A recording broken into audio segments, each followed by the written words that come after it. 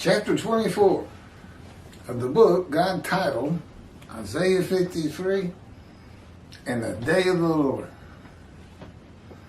Dictated to me. At his command and direction I typed every word, every sentence, every paragraph, every chapter, and the title. Just as he commanded and directed Moses to write the Torah, first 5 books of the Hebrew Bible, which is the belief of at least the Orthodox Jews of Judaism, and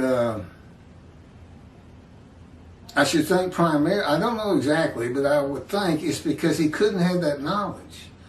The Jewish people derived 613 laws from God for the Jewish people from those 5 books. How could Moses, well, he's raised in the house of Pharaoh in Egypt. And anyway, how could he have that kind of knowledge to write Genesis, Leviticus, Deuteronomy, Numbers? I guess he could have written Exodus, but God had him right there. Nobody was literate back then. Even a son of Pharaoh wouldn't go. He might have known. He might have known Egyptian signs that were used as writings, but God had to teach him Hebrew, just like he had to teach me the Bible. I had never read it, not completely. Parts of it, I kind of knew about it, but no, atheist for 50 years. But he was with me at birth, orchestrating my life to make sure I had a life of suffering, familiar with disease, suffering numerous grievous wounds. And he had the entirety of the Hebrew Bible written in just that same manner. All the prophets wrote their own book at his command and direction. And that's all been explained, and this is a long chapter, so I'm going to go ahead and get started on 24. The the righteous servant, Moshiach, versus Israel in Isaiah 53. In parentheses, Jews for Judaism, exaltation.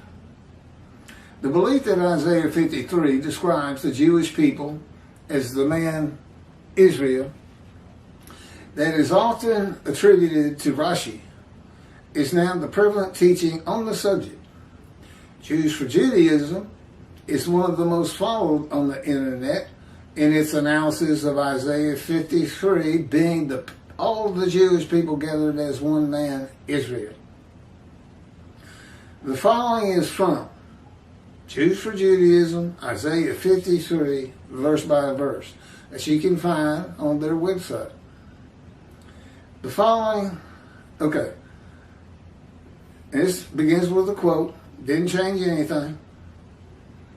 And I'm beginning with, I didn't do all of 52 and all of 53. I may have done that, 52.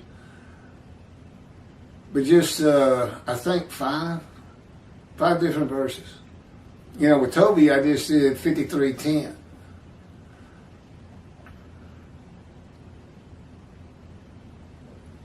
This is chapter 52, verse 13 of Isaiah.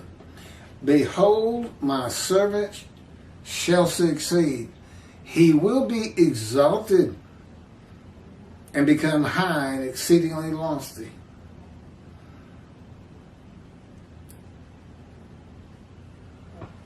The success, this is their commentary. The success and exaltation of God's servant is an event that the prophet sees as futuristic. The immediate context, 52, 7 through 12, I don't know why it's 7, tells us that this is part of the blessing that Israel will experience at the time of her restoration. No, it's not. It's not what it means at all. It's not even close. My response to the commentary on 52:13. In Isaiah 52, verses 13 through 15, a multiple verse quotation. The Lord begins to describe the righteous servant, Moshe, a Gentile, not a Jew, and certainly not all the Jewish people gathered as one man Israel. That's based on the scripture.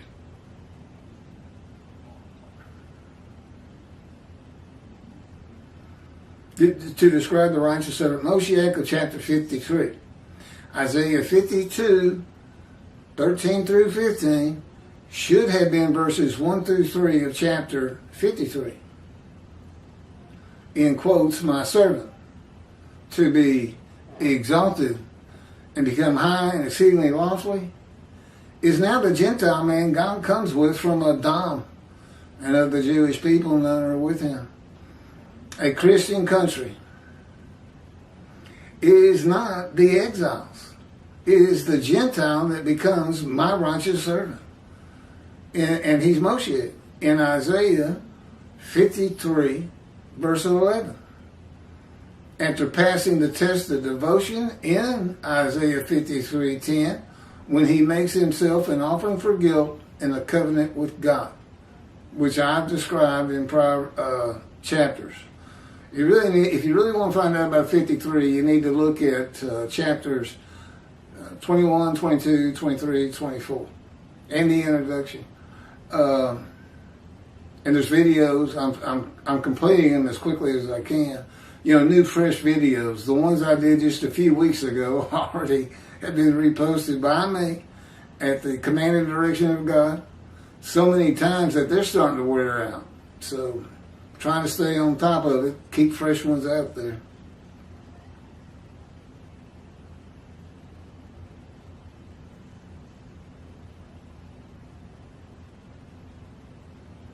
The test of devotion, Isaiah 53:10, when he makes himself an offering for guilt in a covenant with God. Basically, the covenant is, I'm going to give you long life and you'll see your children. If you go through my fire refinement, become my righteous servant, a prophet, and make many of the people, my people, the Jewish people, righteous. And I said, okay. Remember, 22 years ago, well, I don't know if it's on this particular section, I was diagnosed with stage 4 cancer that God takes credit for. He says, I did that. Untreatable. And it gave me a month to live. Crushed with the disease. It certainly crushed my life. But month by month, I wasn't dying. I wasn't even exhibiting signs of lung cancer. And that's because God took it away after the x-rays. Now, I suffered the colon cancer greatly. It was brutal. But really, lung cancer, it's like I never really had it. And yet I had doctors. I mean, this can be proved. You can get medical records from 22 years ago. And that's how long ago it was. And give him long life. And become his righteous servant Moshe. And I'm working on making the many righteous by putting this new knowledge into circulation. The immediate context of Isaiah 52, verses 7 to 12, is poetry and an announcement of prophecy fulfilled in the return to Judah of all 13 tribes who had been deported in exiles to Assyria and to Babylon at one time or another. All 13 tribes. That's what 52 is about. That's not what he said.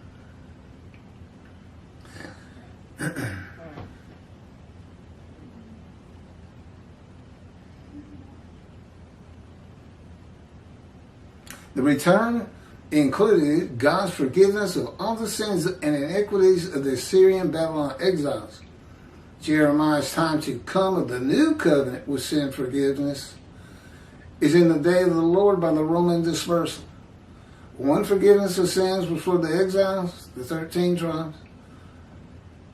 And the forgiveness of sins in Jeremiah 31:31 is for the Roman dispersal.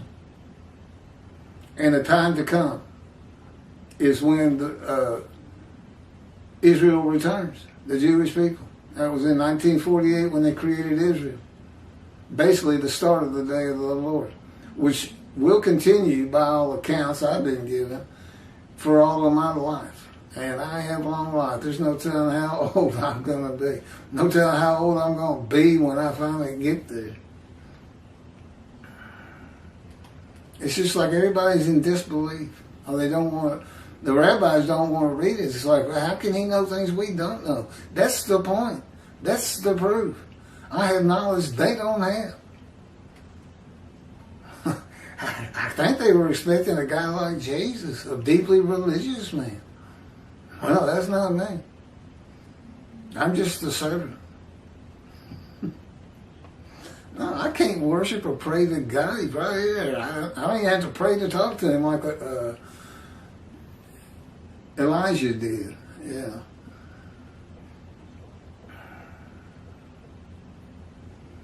I have no self-will. I don't even have my own self-thought. He's not going to think, hey, Keith, ask me or have me say something that I wouldn't normally say.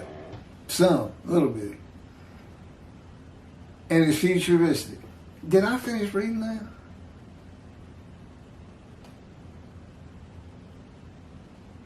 Oh yeah, Roman dispersal, the diaspora, which means away from the promised land, and is futuristic.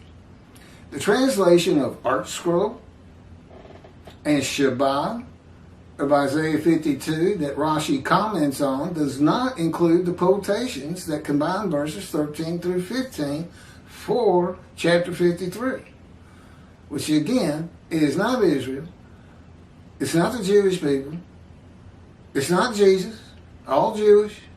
No, it's a Gentile. God comes from Adam and of the, which is Gentile land, and of the peoples, the Jewish people, none are with him.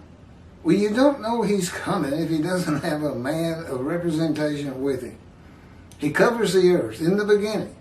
The Spirit of God covered the earth, and God is in his Spirit. Okay, his presence is his mind. That's what will enter the temple. But he's still covering all the earth. It's just like right now.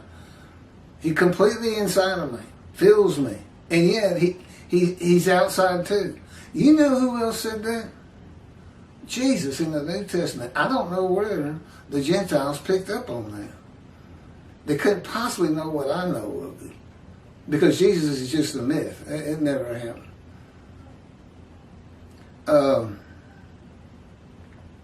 No, it's just a story. I got plenty on it. Go look at the scenes of the Dead Sea Scrolls, personifying Jesus Christ, but never wrote a single word of him. Find that one. It's a good one. It says he's a myth. It's God's words. It's from his book. That's in his book.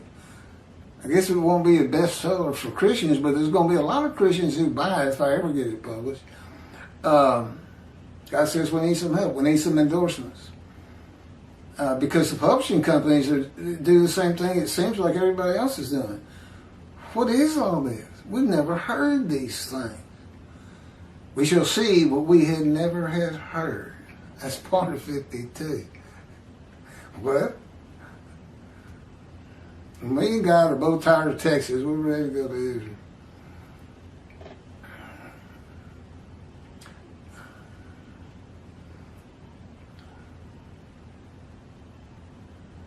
The translation used by Jews for Judaism for its commentary also does not have the quotations.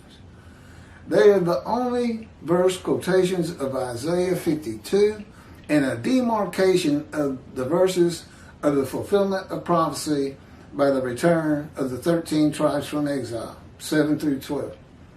They are the beginning of the description of God's righteous servant Moshiach of Isaiah 53 and have nothing to do with the exiles, God's servant, the Jewish people. God's righteous servant is a Gentile in the beginning. He's probably going to have me convert in Jerusalem. And that's, okay, we've covered that. The translation of the Jewish Publication Society has the quotations.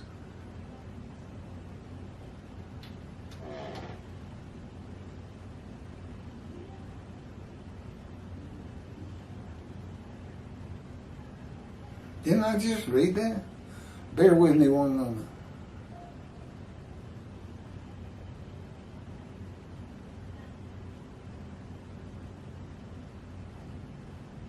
I just read this.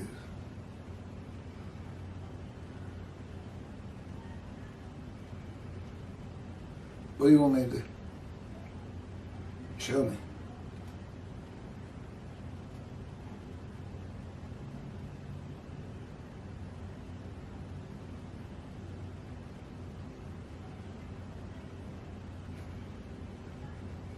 He's showing me what he's not talking. Got it? Okay.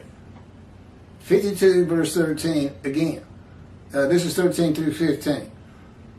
No quotations, no combining them. Used by our scroll and Shabbat. Behold, my servant shall prosper. He shall be exalted, lifted up, and he shall be very high. Verse 14. As many wondered about you, how marred his appearance is from that of a man, and his features from that of people.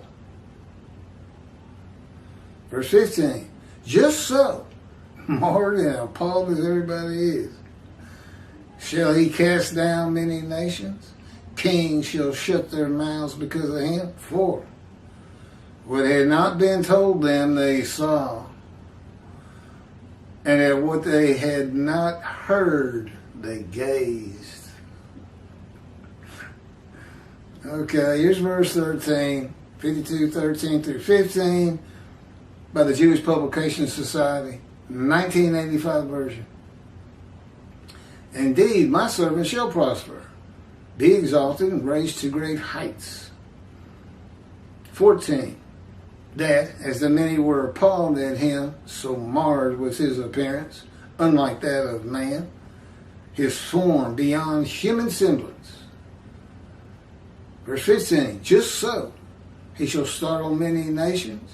Kings shall be silenced because of him, for they shall see what has not been told them, shall behold what they never have heard.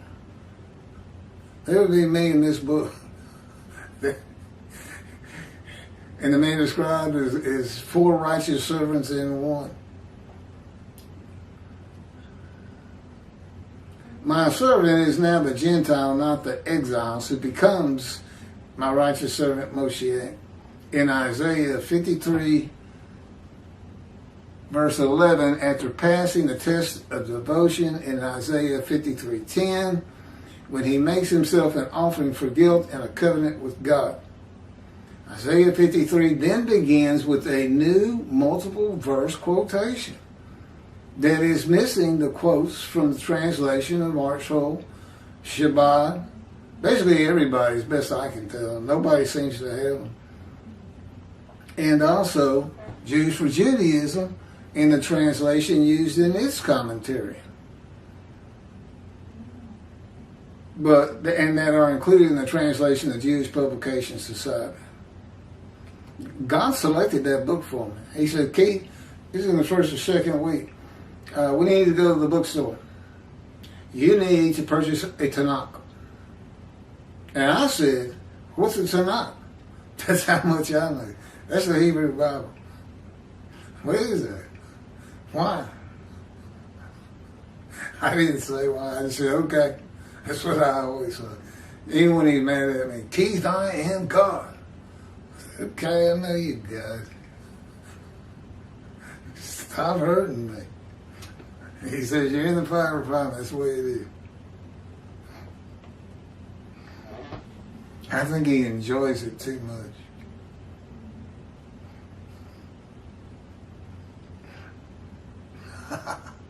That was him. That wasn't me.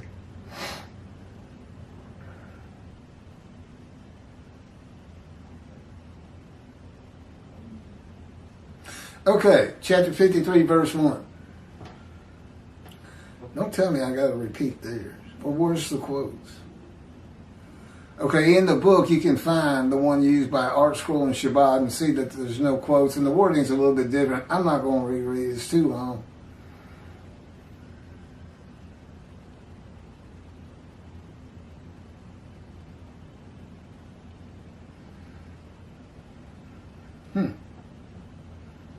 Only covering 1 through 7, huh? Oh, getting through 6. I see. They say 7, they meant 6. Okay, this is combined in quotes. Quote begins verse 1 at the beginning. The quote ends at the end of verse 6. And this is the JPS. Who can believe what we have heard? Upon whom has the arm of the Lord been revealed? Verse 2. For he has grown by God's favor like a tree crown, like a tree trunk out of arid ground. He had no form or beauty that we should look at him, no charm that we should find him pleasing. He was despised, shunned by men, a man of suffering, familiar with disease. As one who hid his face from us, he was despised. Righteous servant, Moshe, despised.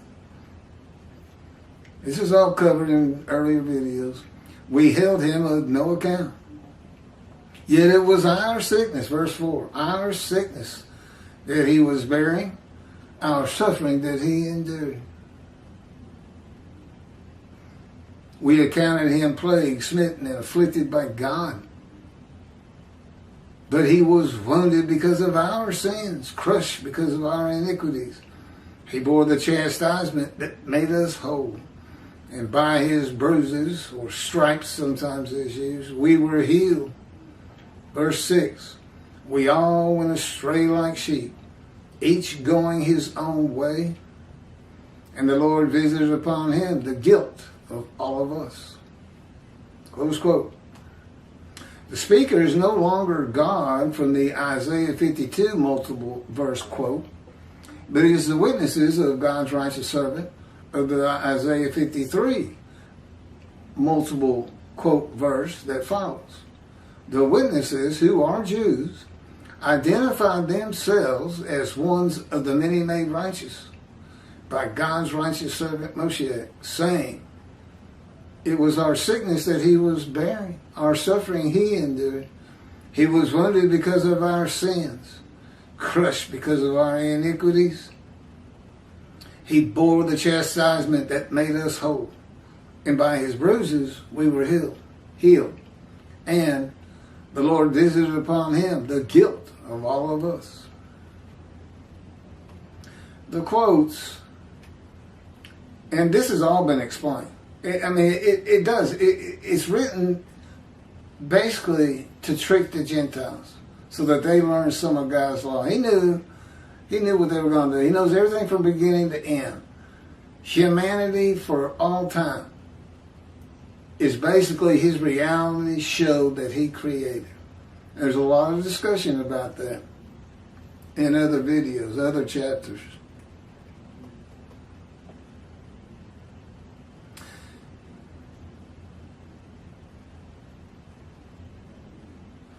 The quotes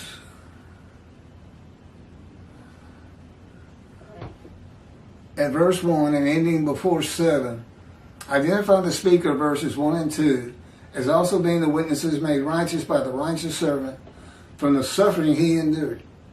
God's teaching is that no man bears the suffering of others. It is not even possible to bear the sins, wounds, chastisement, bruising, sickness, and suffering of other people. And those people, there's the whole concept of vicarious suffering is not found in the Hebrew Bible. God says every man dies of their own sins. And that's actually in the Hebrew Bible. He says no longer will that saying that the parents eat sour grapes and it's the children's teeth that are dented or something like that. He said, no, I don't want that said in my land. Every man, he says, I hold the souls of all men in my hand, and all men die for their own sins. There's not one Gentile out there that's going to see heaven. Okay? Their sins are not forgiven. God doesn't make human sacrifice. He doesn't accept human sacrifice. Leviticus doesn't cover humans.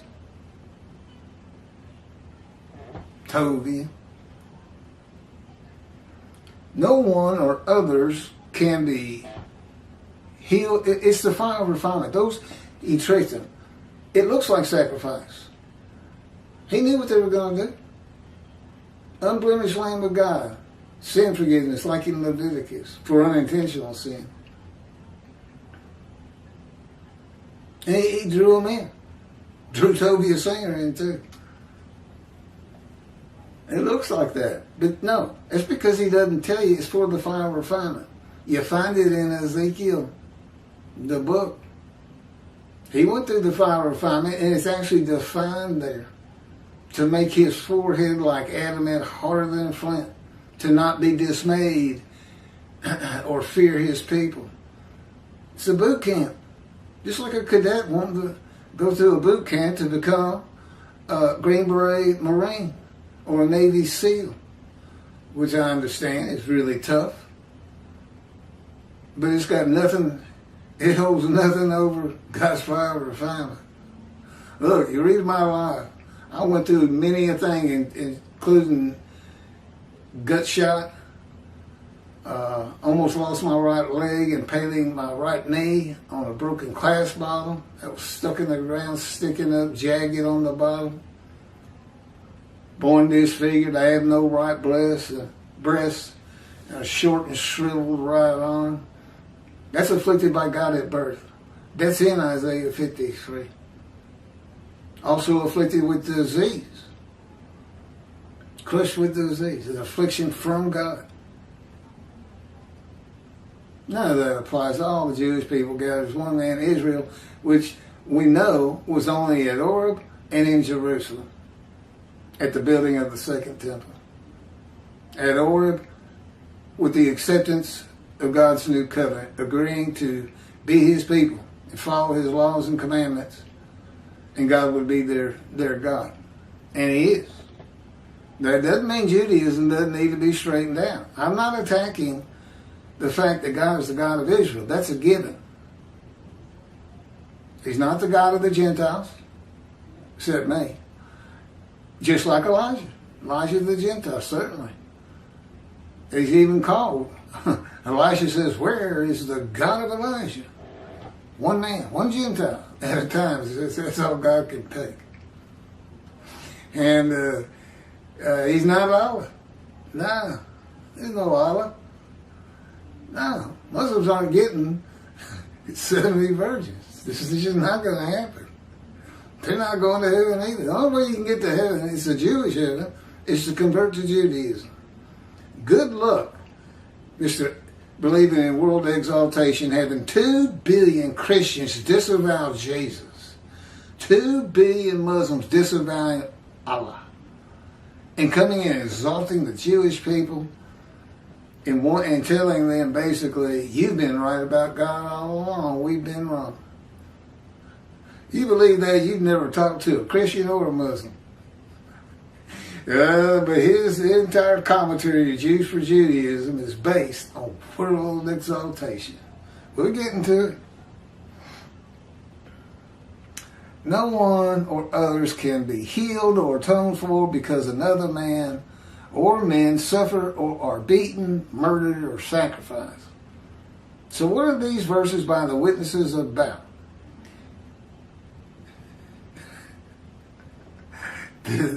That was me talking about all that. Now, I think God's going to clean it up for me.